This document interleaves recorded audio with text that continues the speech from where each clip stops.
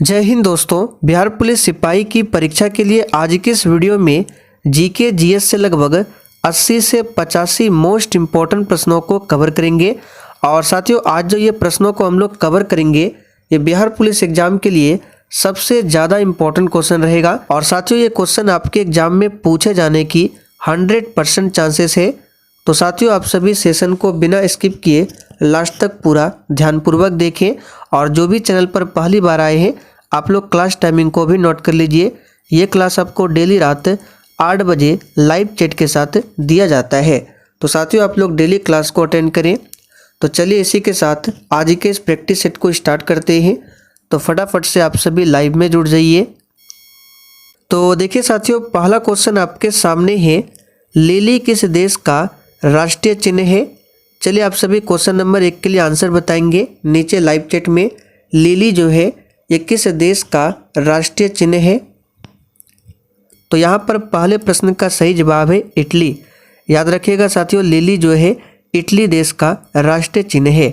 बांग्लादेश का राष्ट्रीय चिन्ह क्या है? तो वाटर लिली है, इसे भी ध्यान रखें। इटली की राजधानी भी पूछा जाता है जो कि रोम है।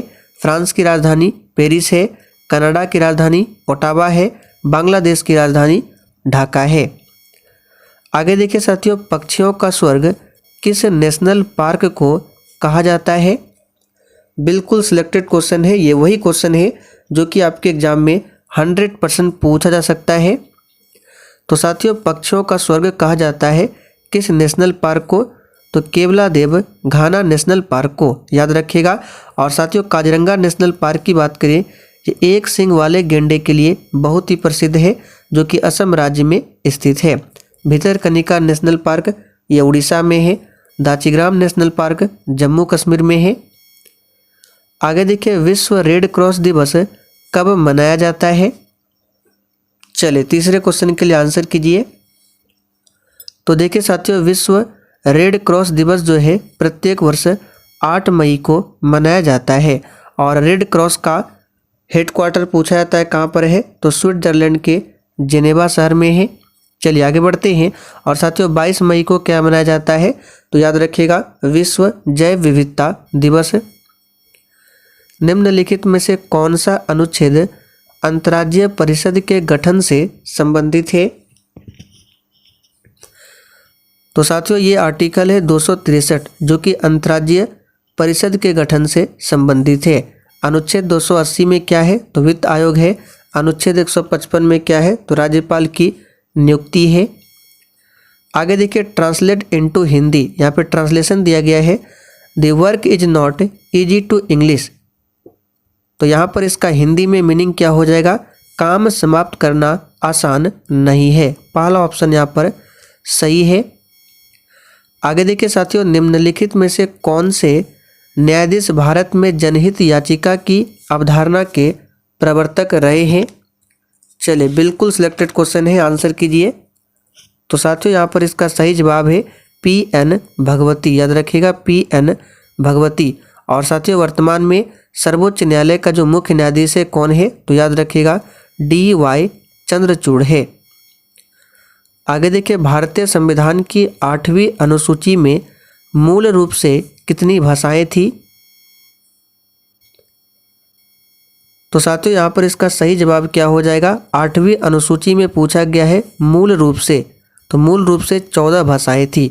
और वर्तमान में पूछे तो वर्तमान में टोटल 22 भाषाएं हैं, लेकिन यहाँ पे मूल रूप से पूछा गया है तो आंसर क्या हो जाएगा? 14। निम्नलिखित में से कौन सा एक मौलिक अधिकारों का सबसे सटीक वर्णन है? तो साथियों, मौलिक अधिकारों का इन चारों ऑप्शन में से जो सबसे सटीक वर्णन है ये है संविधान द्वारा प्रदत्त और सुरक्षित समस्त अधिकार। मौलिक अधिकार की बात करें तो अमेरिका के संविधान से लिया गया है। वर्तमान में टोटल 6 मौलिक अधिकार है। याद रखिएगा, मौलिक अधिकार को 12 से लेकर 35 तक में बताया गया है और भाग 3 में। आगे देखिए साथियों, घरों और व्यक्तिगत उपयोग में आने वाला PC वास्तव में क्या है? तो यहाँ पर इसका सही जवाब हो जाएगा, ये क्या है? तो माइक्रो कंप्यूटर है। और साथियों, भारत का अगर सुपर कंप्यूटर पूछे कौन था? तो परम। आगे देखिए, हिमालय पर्वत श्रृंखला की उत्तरी पर्वतमाला का नाम क्या है? तो साथियों, हिमालय पर्वत श्रृंखला की उत्तरी पर्वतमाला का नाम है हिमाद्री। याद रखिएगा, क्या है? हिमाद्री। और दक्षिणी पर्वतमाला का नाम है शिवालिक। पृथ्वी का सबसे गहरा भाग किस महासागर में स्थित है?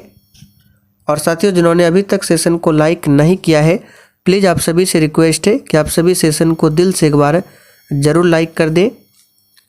तो पृथ्वी का जो सबसे गहरा भाग है ये प्रशांत महासागर में है, और गहरा भाग का नाम क्या है? तो मैरियाना गर्त। मैरियाना गर्त याद रखेंगे। आप लोग कमेंट करके बताइए सुंडा गर्त किस महासागर में है। आगे देखिए, भूकंप के अंतर्गत भूपर्पटी के नीचे का वह स्थान जहां कंपन आरंभ होता है क्या कहलाता है? तो साथियों, ये कहलाता है उद्गम केंद्र। काकरापार भारत का एक परमाणु ऊर्जा केंद्र है, यह किस राज्य में स्थित है? तो काकरापार आप सभी जानते हैं, ये गुजरात राज्य में स्थित है। कैगा पूछा जाता है कहाँ पर है? तो कैगा परमाणु ऊर्जा केंद्र कर्नाटक में है। निम्नलिखित में से किस वर्ष बंगाल विभाजन की घोषणा किया गया था? तो साथियों, बंगाल विभाजन की घोषणा 1905 में किया गया था, लॉर्ड कर्जन के समय में। और बंगाल विभाजन रद्द कब हुआ था? तो 1911 में। याद रखिएगा, 1906 में मुस्लिम लीग की स्थापना होती है बांग्लादेश के ढाका में। नील आंदोलन कहाँ पर हुआ था? तो साथियों, नील आंदोलन जो है ये बिहार नहीं होगा, यहाँ पे देखिए आंदोलन है, तो नील आंदोलन हुआ था बंगाल में। यहाँ पर सी ऑप्शन आपका सही जवाब है, बंगाल में। निम्नलिखित में से किस आंदोलन के दौरान करो या मरो का नारा दिया गया था? तो साथियों, करो या मरो का नारा जो दिया गया था भारत छोड़ो आंदोलन के दौरान दिया गया था, जो कि 1942 में हुआ था। असहयोग आंदोलन हुआ था 1 अगस्त 1920 से स्टार्ट। चंपारण सत्याग्रह 1917, सविनय अवज्ञा आंदोलन 1930 में।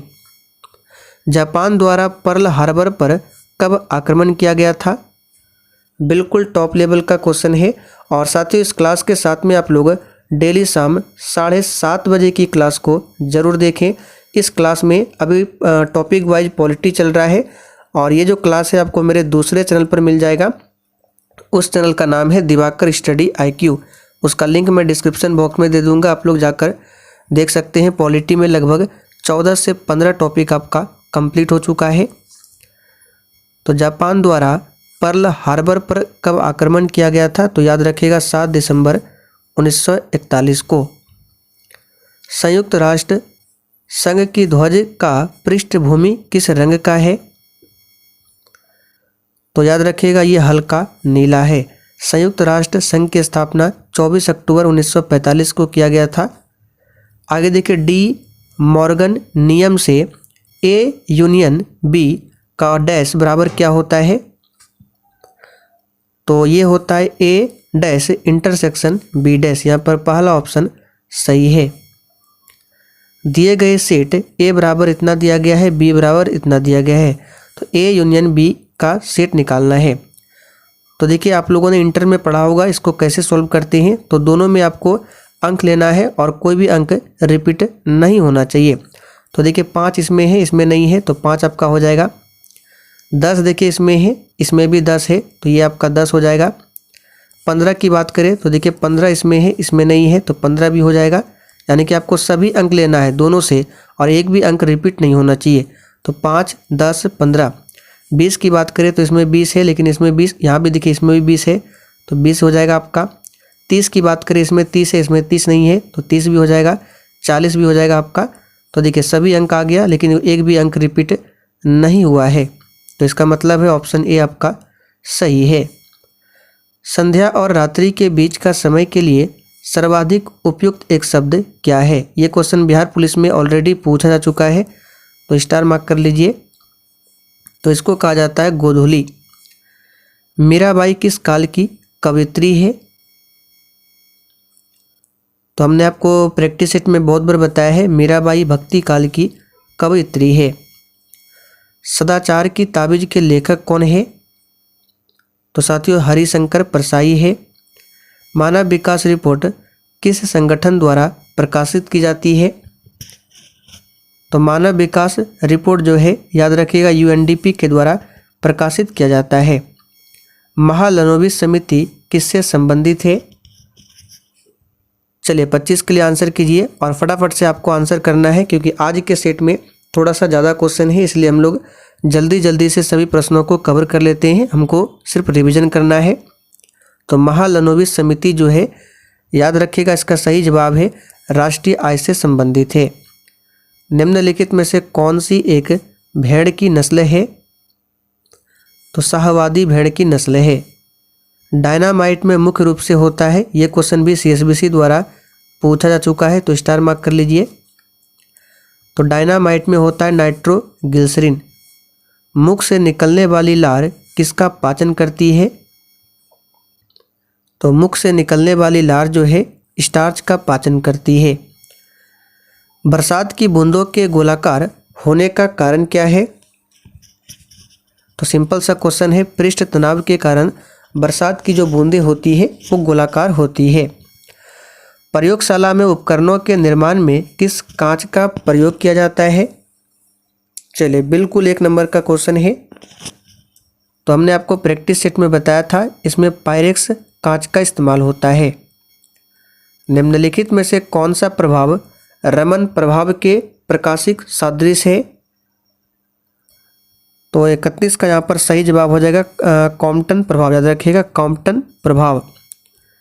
निम्नलिखित में से कौन सा खनिज तत्व अम्ल क्षार संतुलन, जल संतुलन एवं तंत्रिकाओं की कार्यकी में मदद करता है? तो ये तत्व है सोडियम है, याद रखिएगा, जिसका सिंबल Na होता है, परमाणु क्रमांक 11 होता है और सोडियम को चाकू से आसानी से काटा जा सकता है। गैस एजेंसियों द्वारा सिलेंडरों में भरकर दी जाने वाली कुकिंग गैस क्या है? तो यहाँ पर 33 का सही जवाब है ऑप्शन ए, द्रव अवस्था में होता है। चलिए आगे बढ़ते हैं। चलिए 37 नंबर से देखते हैं, दही में किस प्रकार का अम्ल पाया जाता है? तो साथियों दही में लैक्टिक अम्ल पाया जाता है। टमाटर में ऑक्जेलिक अम्ल होता है, नींबू संतरा में सिट्रिक अम्ल होता है, इमली में टार्ट्रिक होता है। किसी वस्तु का प्रतिबिंब मनुष्य की आंख में कहाँ बनता है? तो साथियों ये बनता है रेटिना पर। काफ़ी बार ये क्वेश्चन पूछा गया है और प्रतिबिंब जो बनता है वास्तविक और उल्टा होता है। जल में हाइड्रोजन तथा ऑक्सीजन की परमाणु संख्याओं का अनुपात क्या है? तो जल का अनुसूत्र है H2O, तो इसमें हाइड्रोजन 2 है, ऑक्सीजन 1 है, यानी 2:1 में है। मेनार्की निम्न में से किसका उदाहरण है? लड़कियों में मासिक चक्र का प्रथम बार प्रारंभ होना, ये मेनार्की उदाहरण है, इसी का उदाहरण है। अब यहाँ पे देखिए 41 नंबर मैथ्स के क्वेश्चन है। तो यहाँ पर हम लोग मैथ्स के क्वेश्चन को सॉल्व नहीं करेंगे क्योंकि क्वेश्चन ज़्यादा है और वीडियो बहुत ही अधिक लंबा हो जाएगा, तो हम सिर्फ आंसर बता देते हैं। बट इस पीडीएफ में आपको जितने भी मैथ्स के क्वेश्चन है इसका सॉल्यूशन दिया गया है।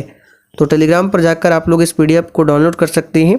टेलीग्राम का लिंक इसी वीडियो के नीचे डिस्क्रिप्शन बॉक्स में है। तो 41 का सही जवाब हो जाएगा 0। 42 का आंसर यहाँ पे हो जाएगा आपका,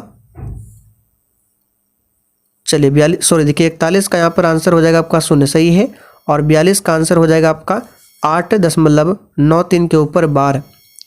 43 का आंसर हो जाएगा आपका ए ऑप्शन 40 डिग्री। बहुत ही सिंपल सा क्वेश्चन है, सॉल्व कर लीजिएगा। अब यहाँ से देखिए, पायरेक्स के बने गिलास में गर्म पानी डालने पर वह नहीं चटकता है क्योंकि पायरेक्स, तो याद रखिएगा बाहर से और भीतर से समान रूप से प्रसारित होता है। चलिए आगे देख लेते हैं। निम्नलिखित में से कौन सा मानव हार्मोन में आयोडीन निहित होता है? तो 45 का सही जवाब है थायरॉक्सिन। मानव शरीर के रचना के संदर्भ में एंटीबॉडीज होती हैं। तो मानव शरीर के रचना के संदर्भ में एंटीबॉडीज याद रखिएगा ये क्या होते हैं? तो ग्लाइकोलिपिड्स। मेंढक की ग्रसिका के म्यूकोसा में पाया जाता है। तो साथियों ये पाया जाता है गावलेट कोसा। किसी दिए गए धातु के तार की वैद्युत प्रतिरोधकता किस पर निर्भर करती है? तो पदार्थ की प्रकृति पर निर्भर करती है। सिंपल सा क्वेश्चन है। प्रतिरोध का SI मात्रक पूछे ओम होता है। चलिए आगे देख लेते हैं। भारत की अध्यक्षता में G20 देशों के कृषि मुख्य वैज्ञानिकों की बैठक का आयोजन कहाँ किया गया? तो साथियों याद रखिएगा ये कहाँ पर किया गया। तो सही जवाब है ऑप्शन 52 का यहाँ पर हो जाएगा सी ऑप्शन, वाराणसी में। निम्नलिखित विकल्पों में से किसका मेल सही नहीं है? तो एक तरफ राज्यों के नाम है और दूसरी तरफ GI टैग दिया गया है।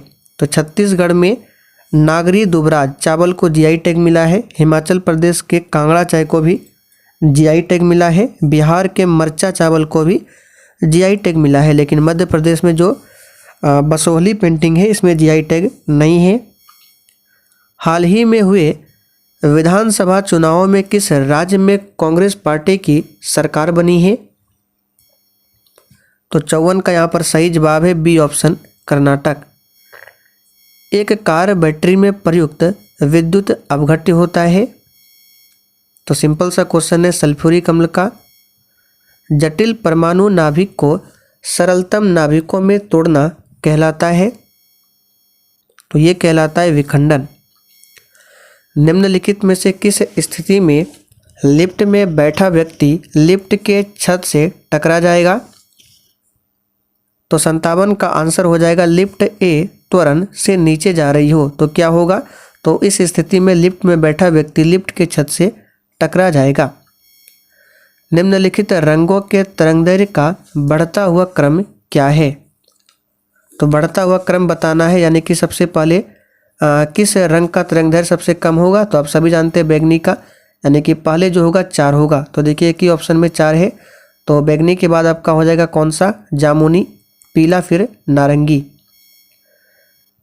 चलिए अब आगे देखते हैं। 59 में यहाँ पे मैथ्स के क्वेश्चन है। इसका आंसर हो जाएगा आपका 2500 यहाँ पे हो जाएगा आपका 25,200। 60 का आंसर क्या होगा? तो 60 का हो जाएगा आपका 8। चलिए 61 देख लेते हैं। वाक्य के पूर्ण होने पर कौन सा चिन्ह लगाया जाता है? तो कोई भी सेंटेंस हिंदी में अगर लिखते हैं वाक्य तो पूर्ण होता है तो वहाँ पर लगाते हैं पूर्ण विराम, इस तरह से। अत्यंत में कौन सा उपसर्ग है? तो उपसर्ग और प्रत्यय का मतलब आपको पहले समझना पड़ेगा। उपसर्ग क्या होता है? जो किसी शब्द के आगे लगता है, और प्रत्यय जो किसी शब्द के पीछे लगता है। तो अत्यंत में होता है अति, अति प्लस अंत। तो देखिए अति उपसर्ग है। अद्भुत शब्द का समानार्थी इनमें से कौन नहीं है? तो अद्भुत का समानार्थी अद्वितीय होता है, आश्चर्यजनक भी होता है, अपूर्व भी होता है, लेकिन भयानक नहीं होता है। 1 पिकोग्राम बराबर होता है तो 10⁻⁻12 ग्राम के बराबर। प्रकृति में सबसे अधिक मात्रा में पाया जाने वाला कार्बनिक यौगिक कौन सा है?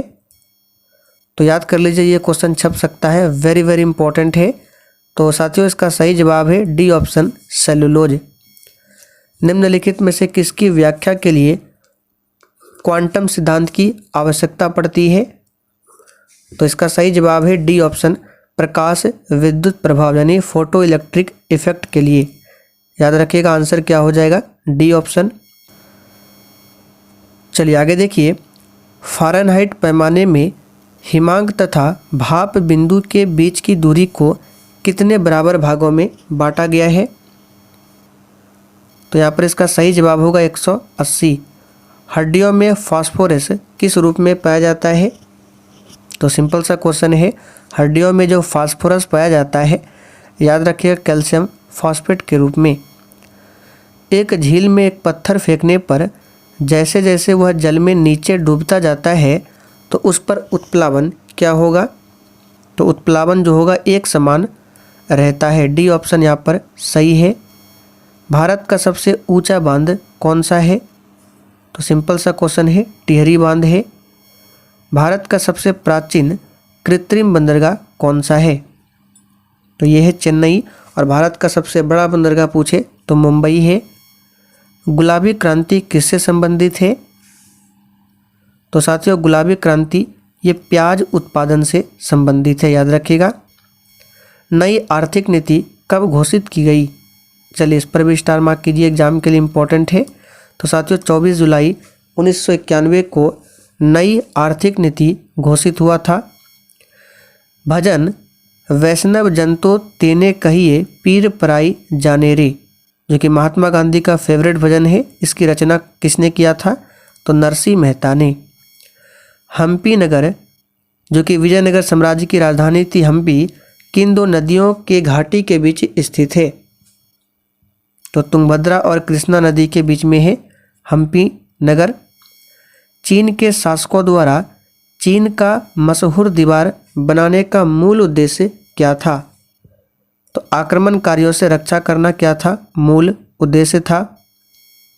निम्नलिखित में से किस भाषा में महावीर द्वारा अपनी शिक्षा का प्रचार प्रसार किया गया? तो यहाँ पर 79 का आंसर क्या हो जाएगा? प्राकृत भाषा में। कर्क रेखा किस राज्य से नहीं गुजरती है? तो कर्क रेखा भारत में टोटल 8 राज्यों से होकर गुजरती है, जिसमें उड़ीसा नहीं आता है। निम्नलिखित याम्योत्तर में से कौन सा भारत का मानक याम्योत्तर है? तो 82.5 डिग्री पूर्व भारत का मानक याम्योत्तर है। निम्नलिखित में से जापान का महत्वपूर्ण सूती वस्त्र उत्पादन केंद्र कौन सा है? तो इसका सही जवाब हो जाएगा ओसाका।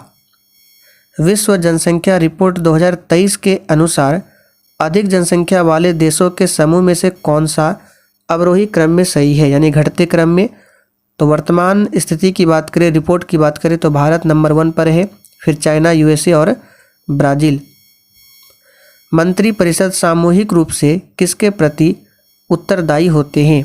तो हमने आपको पॉलिटी क्लास में बहुत बार इस प्रश्न को कराया है कि मंत्रिपरिषद जो है सामूहिक रूप से लोकसभा के प्रति उत्तरदायी होते हैं। बिहार में विधान परिषद में सदस्यों की संख्या सिंपल सा है, 75 है। 243 विधानसभा की सीटें हैं और लोकसभा सीटों की संख्या 40 है। राज्यसभा सीटों की संख्या बिहार में 16 है। निम्नलिखित में से किस राज्य में लोकसभा सीटों की संख्या सर्वाधिक है? तो आंसर होगा उत्तर प्रदेश, लेकिन ऑप्शन में उत्तर प्रदेश नहीं है, तो इसलिए इसका आंसर हो जाएगा आपका 86 का कौन सा? तो ये हो जाएगा 86 का हो जाएगा मध्य प्रदेश। याद रखिए कहाँ पर हो जाएगा? मध्य प्रदेश, ध्यान रखेंगे। राष्ट्रीय मानवाधिकार आयोग के अध्यक्ष का कार्यकाल कितने वर्षों का होता है? चलिए आंसर कीजिए फटाफट से। तो राष्ट्रीय मानवाधिकार आयोग के अध्यक्ष का जो कार्यकाल होता है ये 3 वर्षों के लिए होता है। चलिए आगे देख लेते हैं। एलोरा की गुफाएं कहाँ पर स्थित है? तो महाराष्ट्र के औरंगाबाद में एलोरा की गुफाएं हैं। थल सेना के उत्तरी कमांड का मुख्यालय कहाँ पर है? तो साथियों ये कहाँ पर है? तो याद रखिएगा उधमपुर में। कहाँ पर है? तो उधमपुर में है थल सेना के उत्तरी कमांड का मुख्यालय। सूक्ष्म शब्द का विलोम शब्द क्या है? तो सूक्ष्म शब्द का विलोम होगा स्थूल। जो एक स्थान पर टिक कर नहीं रहता, वाक्यांश के लिए एक शब्द क्या है? तो इसके लिए एक शब्द हो जाएगा आपका कौन सा? तो याद रखिएगा यायावर। आगे देखिए, निम्न में से अशुद्ध वाक्य चयन कीजिए। तो 95 का आंसर क्या हो जाएगा? नारायण। नारायण नहीं होता है, नारायण होता है, ये अशुद्ध है। मैं इतना मीठा चाय नहीं पी सकता, इस वाक्य में दोष क्या है? तो अनवंती इसमें दोष है, तो यहाँ पर पहला ऑप्शन ही सही है। तो साथियों आज के लिए इतना ही। सेशन पसंद आया हो तो जाने से पहले आप सभी सेशन को लाइक और शेयर जरूर करें।